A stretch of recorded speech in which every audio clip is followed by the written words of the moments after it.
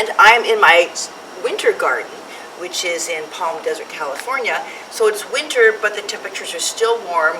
But sometimes you still are going to get a frost, even in the desert climate in the middle of winter. So I like to plant annuals. Those are plants that we plant every year.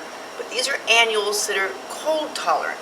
So plants like this white flowering sweet alyssum. Now, the thing I love about the alyssum is it smells like honey. It really has a wonderful smell, which gives it that nickname, sweet alyssum. And it's very, very low growing. But the most important thing to remember about sweet alyssum is that it can tolerate some frost. So here in the desert of California, you can use this in the wintertime. Even if we get a light frost, it's going to be okay. And then up in my garden that I have in the summer in Seattle, I can plant sweet alyssum as early as March because it can tolerate those early spring and late spring frosts that we get up in the Pacific Northwest. So with the scissors, two things I'm going to show you. First of all, when the alyssum gets kind of overgrown, I planted this about a month ago in November. It's getting kind of long and leggy. You can just clip it off easily. I like to only clip off maybe a third of the flowers, and that is going to stimulate more blooms, but you won't even tell that I've removed a bunch of these blooms. And now the second thing I use a pair of scissors with is planting. So here I have sweet alyssum that I bought in a little plastic 6-pack at the nursery.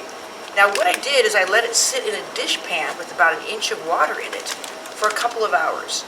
Don't leave it in the water more than a couple of hours because then the roots will get too wet. What I want to do is make sure this root ball is well saturated because what I'm going to do is transplant them, and it's very hard to get this particular plant out of these long plastic 6-packs. So a pair of scissors, you can see what I've done. I've snipped down into the plastic so I can push up with my thumb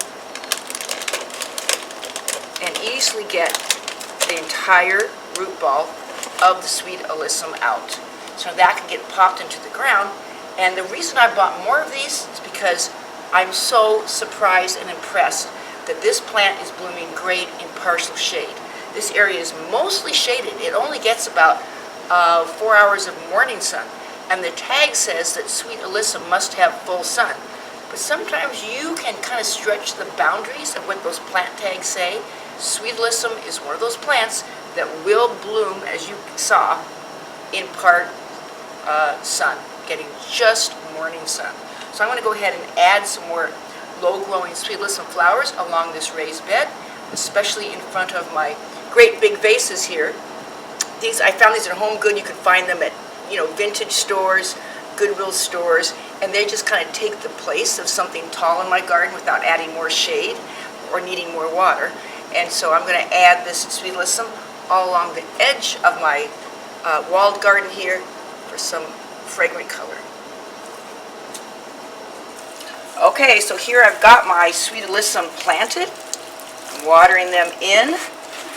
And in just a couple weeks, these little baby sweet alyssum plants will look like this lovely full one that I've already had to cut back. Whoa, you can see all these flowers I've gotten. It's been Mary Ann Bonetti with Easy Answers for Great Gardens.